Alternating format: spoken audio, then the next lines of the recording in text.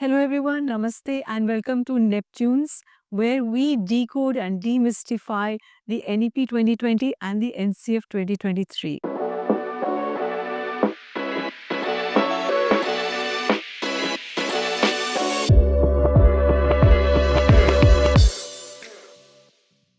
I'm your host Anju Shazo, and today we're going to be exploring one very important aspect of NEP 2020, which is projects-based learning, or PBL as it is popularly known. And this is actually gaining momentum across a lot of schools in our country. I have with me today, of course, Mrs. Anita Karwal, former Secretary School Education and Literacy, under whose tenure the NEP 2020 was released, and she brings to us a lot of valuable insights into both the pedagogy, curriculum, and practices in PBL, especially today. Welcome, Anita, to our show again, to this episode. And this is a very important episode because now we're going to deep dive into project-based learning. And I'd like you to start to tell us, first of all, what is project-based learning? So, project-based learning is actually a pedagogical approach. It's a way of teaching and learning, and it is based and built around real world, real problems. So, it has to be current problems. It cannot be past problems which are already over. It has to be current or future issues on which it is based. It is something which is absolutely authentic and challenging for the children. So there is a problem, there is a challenge, and the children get engaged in solving that problem. So that is a process of project-based learning. It requires a lot of research by the students. So unlike students doing simple homework or simple classwork, here they would actually have to go through a lot of research, evidence, surveys, field visits, interviews, etc. To solve the problem which has been placed before them as PBL. Also, students in PBL are in the driver's seat. There is a lot of student agency in this pedagogical approach, as against a typical rote learning approach where there is only teacher agency and no student agency. That's really wonderful. And I think that also brings in a good distinction because it also shows that this is emerging not from textbooks and homework assignments, but it is actually emerging from real world issues of the child's own context and life. Yes. This also means that children are themselves engaged in it, like you said. They are actively engaged in those discussions. They're researching, they're looking at the community. So then there's also this community connect which is emerging for PBL. Yes. There are certain steps involved, and Nanju, I think you are best placed to explain those steps Yes. to the listeners. Yes, so there are several steps, but in order to simplify that, let's look at it from the student's perspective. So the first one would be deciding on some sort of an issue. What is the issue that my classroom or my school community or even my neighborhood is facing? So children can bring in a lot of different ideas. But at the heart of it, the first question is why? A lot of things we learned were always redundant. So why am I learning what I'm learning? The purpose of that particular issue to be explored, whether it is based out of curiosity, the child's interests, passions, or a problem, has to be decided. So children have to agree on why are we doing this and why is it important to us as a community. Then the second aspect of which is, of course, the research that the children will need to do. So they will have to know how are they going to gain the information or collect data on it. This is where the teacher also comes in to guide the children to say, all right, you will be needing these kind of resources, whether it's books or people or experts, or whether we'll be going on a field trip, we can go out and ask questions. So the research component is the next step. The third step would be then the plan of action. Now here the students need to decide, how are we going to do this? What's the timeline like? How much time is it going to take for us to gather the data, to then conduct the research, to analyze the data? So all that is the third step, which is planning of that particular project. So basically children are projecting into the future. They're ideating that this is how we will do it and what are the different processes and steps. So the teacher is again involved in this, helping the students do this. Then of course after that is the fourth step, which is the action itself. Whether it is an artifact that the children are making or it is a prototype of something, it's a model, it's a design solution. Whatever is the outcome of that project, whatever they're making, that is then they're passing into action. So they're making that. Then the fifth one would be reflection. Now, of course, let me be very clear that reflection is at all stages. You can't do reflection at the end of the entire project because by the time children have forgotten what they've done. So at every stage, at the research stage, there will be reflection. At the planification, planning the action, at the action stage also, there is a reflection at different phases, which of course we will dedicate another episode to this. And at the end of it is a overall reflection of the entire project. What did we do? What went well? What were the challenges? How could we have improved on this? Is there scope for taking this project any further? At least the children need to think about that both individually and in groups. So these, I would say, these are the basic 5 steps of this kind of PBL approach. So this would be from the student point of view. So the student must know the purpose, as you said, firstly. Secondly, they will do research. Thirdly, they will have a plan of action, and then there will be the actual action or the outcome. And finally, there will be reflection. But if we also need to look at it from the teacher's point of view. How is the teacher involved in the PBL process? So the teacher would be firstly involved in deciding whether she would want the class to solve the problem individually or in groups. And what we normally suggest, like when I was in CBSE and when we would meet groups of teachers, we always suggest this, that if you're new to PBL, then perhaps it is best to work in small groups. It's only when you become experienced in PBL that perhaps you could go in for individuals to, take up challenge individual. Right. The second thing in which the teacher would be involved would be in helping the students or facilitating the students to choose the driving question. Every project-based learning is based around a driving question. And what I mean by a driving question is a question which relates to a real life problem, a real problem, and which is going to solve something for a particular given audience.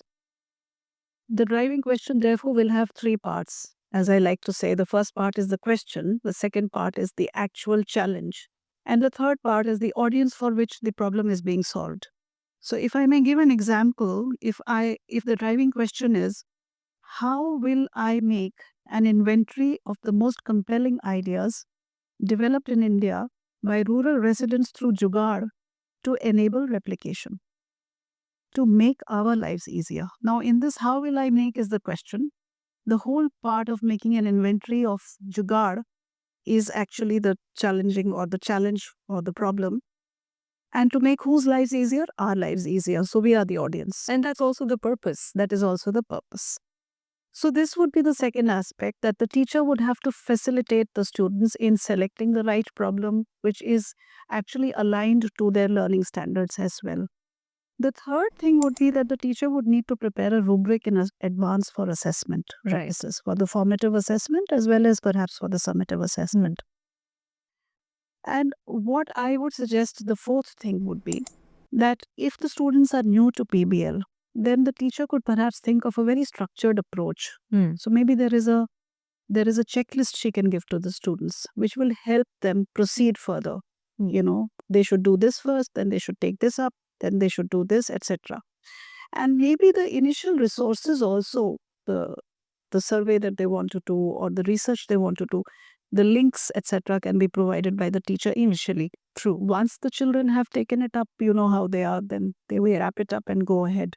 So this is what the teachers would need to do. Yeah, that's it's nice that you've mentioned about working in small groups, because it also helps the children to do some collaborative work. It is also, the smallness of the group is important. It may be 3 to maybe 5 children, because if it's too large a group also, then we don't know who's doing what. And that is often a complaint by teachers who are engaged in experiential learning, because we know that some children might slack off and they don't do enough work. Yeah. And some children are doing more work. But that's okay, because if it's a small group, then that's very manageable. So going further, Anju, since project-based learning is suggested to be taken up in the real sense in the middle stage and the secondary stage, are there any examples you could give? Of course, driving questions on the middle stage. Right. So I've just noted down a few. One would be, for example, how can I design, plan, and implement a kitchen garden in my school in such a way that it provides fresh and organic vegetables for our meals at least a few times in a month? So this is a very simple thing to do because many schools are anyway doing kitchen gardens. So another simple question could be, how will I solve the fake news problem that is sweeping the social media for my community? Or it could be, how can I develop a convincing social media campaign for health benefits which are emerging from the spices that we are using in our foodstuffs in our kitchens in everyday life in order to promote better health. Or it could be, how can I design a marketing and outreach campaign for a local business in near my school so that the low income generating individual benefits from that. Interesting. So these are the driving questions. But I have a question on behalf of the teaching community. So, what one is noticed in schools is that teachers do a lot of activities. And they believe that the activity that they are doing is actually nothing but project based learning. Is that so? Or is that difference? Not at all. There's a very clear difference, and I can outline that in a very simple way. One is that an activity is always instantaneous. Like I do one particular activity right now, whereas a project is something that is over a period of time. Because children are undertaking several stages. There is a action plan, there's a research component, there's a reflection on it. So these processes are mapped, and therefore children are acquiring new insights. But this is always a kind of time frame which is longer for a project as opposed to an activity. For example, a role play. If I tell children to do an instant role play, that's an activity. It's not a project. So let's say I can do a role play to see if the children have learned. It can be part of formative assessment. It can be for prior learning. I can gauge that. So it can be again part of assessment or part of the PBL approach. But it's an activity. Now, if I want to transform the role play into a project, then I can say it can be, let's say, preparing an awareness campaign for the school community. It could be on some historical figures. It could be some iconic figures and from history. It could be for social awareness for some social issue. So the moment I'm doing a campaign, there is acting involved, there's role play, but it's again mapped, it is for a period of time. So then you're talking about costumes, dialogues, what is your space, lighting, audience, what is your script, all of these things you're making invitations, posters. So you are then touching competencies from different subject areas. It can be social sciences, it can be languages, it can be mathematics when you're measuring the stage area, sitting arrangement, angles, etc. So then that becomes a project because children are actually ideating on it of how to run the entire campaign. Another example could be research and presentation. Schools are often doing that, and that's a very good thing to do. Children do instant research. They're given, let's say, 15, 20 minutes, half an hour, and then they make a presentation on that research. That is still an activity. By itself, it's not a project. But when the children are doing surveys, they are collaborating, they're making a plan in order to come up for a design solution. So then that becomes a larger research component of a project. For example, what is the electricity consumption in our school?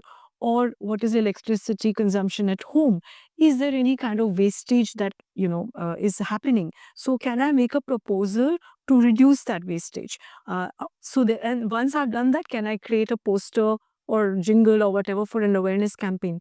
That becomes a project. So that's yes. So as part of a topic would be, what is electricity?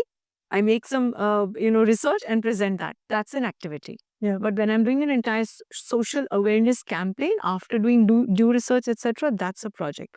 And last, one more example I would give, which is very simple, which is, let's say, healthy diet. Children might be just researching on what's healthy diet and then making a presentation. That's again very theoretical. It is topic based, it is a theme based thing. It's an activity, it is not a project. But if children are engaged in choosing an actual dish, making that dish after doing research on its nutrition, on how to make it, what is the cost effectiveness of that, what are the ingredients, what are the utensils we are using, and they're making a prototype also. They might be even making the dish and serving to some people and taking feedback. That becomes a project. So they might come out with a menu, healthy menus booklet, tapping into the recipes of their grandmothers and grandparents and community or mothers, etc. So that could be then a project. Project-based learning. Yes, absolutely. So this is as opposed to a simple activity. Yes. Okay. So here I would like to, come in and tell the audience the difference between a simple project, and a project-based learning Yeah. also. Yes. So what happens in a simple project is it is just a supplemental activity, as you mentioned, where you're simply doing a small role play, or you're preparing some kind of a written statement or something like that. Whereas project-based learning is an entire pedagogy which helps you transact the curriculum, and it is not just a supplemental activity, it has an outcome. Right. The second thing is that a project is mostly teacher directed. A teacher will decide the project you have to do today is, for example, that you come out with a solar system model. It should be a physical model. So it's a project or it is an activity rule. But it is not project based learning. A project based learning is student directed, where the student takes charge and the student investigates, surveys, inquires, does research, and comes out with a solution. There is always a problem for which a solution is being looked for by the student. Uh, the project would be topic focused, whereas project based learning would always be around a real life issue. That is actually one of the main differences. In a project, reflection may not be part of the whole process, whereas in project based learning, as you mentioned, reflection is a very important part of all the steps actually that the student has to follow. Um, in a project, the final product is a very standard output, and from child to child, that output may not differ. It may be the same thing. So, coming back to the example of the solar system model, everybody's model may look the same, for example. Whereas in a project based learning, the project outcome is a very innovative product, which is a solution to some challenge or problem which they're trying to solve. Right. So huge differences there which need to be understood. And I think I'd like to add here that, sometimes people are doing certain things which they call projects, like example for chart paper work, or science projects. See, typically science experiment is actually a project. It's not a project-based learning. So that is why you can have the identical outcome for the experiment. Yeah. And unfortunately, I saw that there's this confusion. People thought they're doing project-based learning, but actually they're only making projects, and which largely to do with science experiment. Yeah. So, a project is a final activity, whereas a project based learning is not a culminating activity. It is learning itself. The entire process is learning itself. I love that distinction, that the project is the learning. Yeah. And I think that doesn't also mean that we're eliminating the skill development. Rather, through project-based learning, because so many processes are there which the children are going through, and we're not assessing the outcome of the product or artifact. What we're assessing is the learning that the child has gained through the process. Therefore, it is the concepts that the children are learning through project-based learning, which is really important. And another aspect of experiential learning, which is linked to project-based learning, is that we are not first starting with the theory and then saying, all right, now we're going to pass into the action phase. We're actually directly involved in the experience of it while doing children are learning. And by the time they complete the project, they have understood so many definitions which are woven into it, or it might be the end of it. So the theory actually follows the practice. Yeah, so that's actually a very important point. What I would just sum it up by saying that PBL actually continues with the academic rigor that we are used to. It doesn't abandon it. In fact, it only enhances it, provides relevance to it, provides purpose to it, and provides meaning to it for the child as well as for the whole teaching learning process. Very rightly said. So let me come to this other question about why is it really important for Indian education? I think for the listeners, they would be interested to know, why is it important? Well, I think this is something which we keep repeating ad nauseum in our podcasts. The traditional system of our education has been such that we have been adept at producing students who are able to memorize very well. But when it actually comes to application of knowledge, there is a lack somewhere. We have seen it in our own education system. So maybe it is time that we adopt the NEP provision for PBL, because PBL, what it does is that it creates a context in which the knowledge can be applied. and it makes it much more engaging and relevant, as I said earlier. Right. Yeah. It also aligns really with the ancient system of learning, with the Gurukul traditions also, which was actually immersion in real life.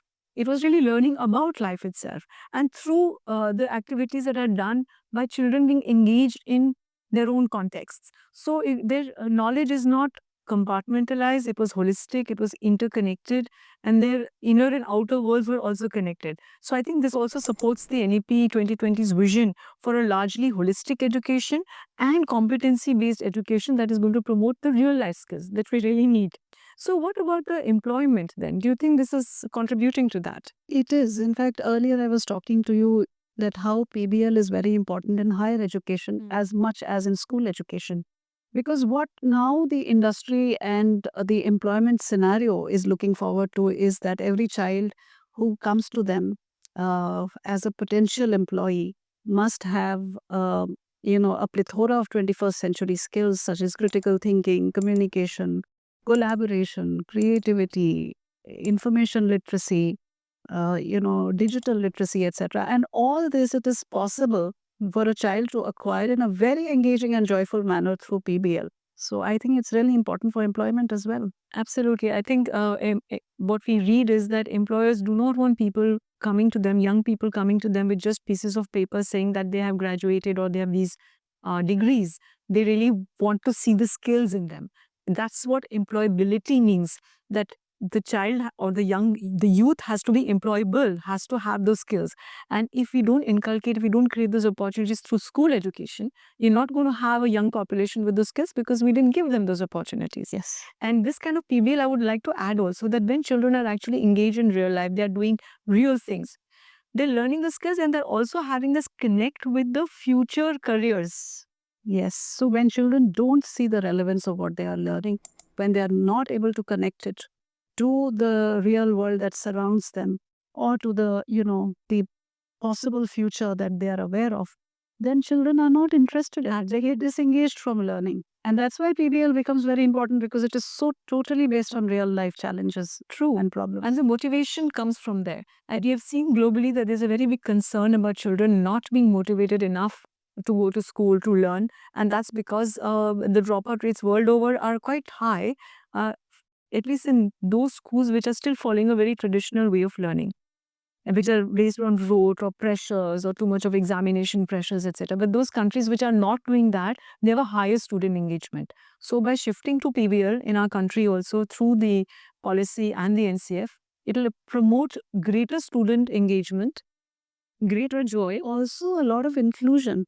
So it is not just student engagement, it is engagement of diverse kind of learners actually. So it makes it more inclusive. Very inclusive. PBL is very inclusive. So every child has a role in the process of learning through PBL. So if for example there is a child who is very good at art and they have to prepare a final product which is a written text or a documented thing, the child who's very good at art would be doing something related to art and through that process learning about that real world problem and how to solve it. So in every which way it is very inclusive. Absolutely. It also helps for differential learning, because a child who wants to write one paragraph will write one paragraph, a child who can write more will write more. Yes. So the starting point of every child's journey is different. And in a PBL approach, as a teacher, I can easily tell this child that, look, I know that you can go further in this, so why don't you write in your report or your reflection something more? And for another child who cannot write so much, maybe due to different reasons, can do an oral presentation. So I can adapt and encourage children to demonstrate their understanding in different ways and at different pace also. So it really allows. Within this one single pedagogical approach of project-based learning, actually there are multiple pedagogies which can be utilized. So the experiential learning can come in, the case study-based approach can come in, the inquiry-based learning can come in. Right. So all kinds of different pedagogies come in. So that way also becomes very inclusive. So I would really like to, that's I think a good point you're making. So inclusion is not only in terms of having a diverse student population or different kinds of children. Inclusion is also in the pedagogies that I'm using, because then that corresponds to the needs of a diverse population. Yes. If I'm talking about inclusion and have a diverse classroom, but my pedagogy is still the same, it's one kind, corresponding to one kind of faculty or one kind of need or modality, let's say only visual or only auditory, I'm only writing texts, it doesn't correspond to the other child who is auditory and can actually speak well and can give an oral presentation. So I think it will bring in opportunities for children to show off what they're good at and give value to that. So that's great. I think it's time now that we should at least have some takeaway for the teachers as well. So I was thinking that here is a little bit of a challenge that we can give to teachers by starting in their own lives. So my suggestion would be that for the next 2 weeks, we can ask teachers to become a student themselves in their own life. So for example, they should identify one project that they want to do. Let's say making their balcony garden greener, which is what I did recently, and trying to figure out why some of my plants, what do they need? And in that sense, I will go through my own research. I will make my plan of action. I will undertake the action and I will reflect on whatever the learning I have, what were the challenges and what did I learn. This way, the teacher can herself or himself become a student of PBL, but self-initiated PBL. I would suggest that even parents should do this experiment. Why not explore the joys of PBL themselves and see how good it would be if the schools implement PBL for their children?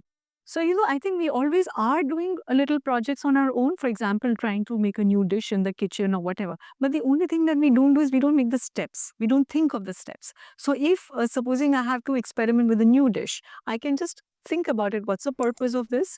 How am I going to do this? Am I going to use the internet for researching for the dishes? I'm going to call up a friend and then you need the ingredients. You're going to do some research. You're going to buy that. You're going to make it. And then you can take the feedback from others. Did you like this? And how can I improve upon it, etc. That reflection, I think mapping those steps, applying those steps to one's own personal journey would be a good way to initiate somebody. Oh, yes. Individual PBL. I totally agree with that. All right, great. So having said that, I think it's time to at least end today's episode. We've covered good ground. So thank you very much, Anita, for all your insights into the differences we've understood between projects and project-based learning and its importance in our classrooms and for skill-based learning, for employability, etc. Thank you very much. And thank you to all the viewers for having joined us. Keep following us on social medias and looking forward to having you for the part 2 of our project-based learning episodes. Thank you.